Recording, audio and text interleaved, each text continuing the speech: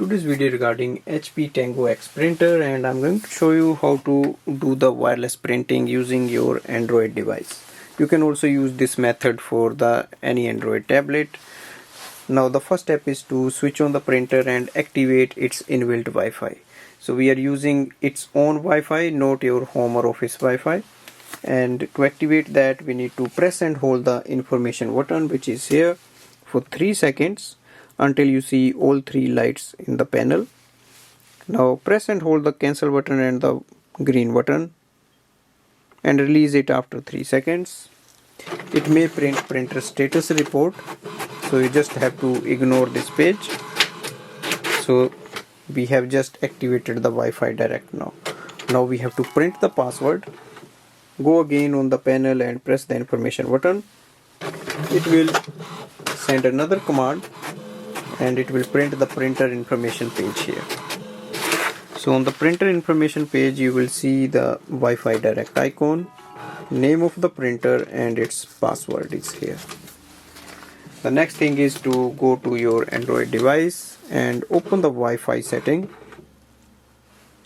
and in the Wi-Fi you look for the direct HP Tango or Tango X and enter the password. Click on the connect button. So it is connected. Go back, open the HP Smart app. You can download it from the App Store if you don't have. And here we have to add the printer. For that, click on the add printer button. You will see the HP Tango on the next screen. Click again and instantly it will add the printer here. Now if it says finish setup, that is actually for the Wi-Fi setup if it's a home or office network. Otherwise you don't have to do anything here. Now go and click on the print document section. Here you have to select any document you want. Anyways, this is the print PDF. Click on that and click on the print button. So once you select a document, click on the print. On the next screen you should be able to see the HP Tango printer as it says here, number of copies and everything. Select that and click on the blue icon and wait for the printer to print the page. So here we can see it has started printing.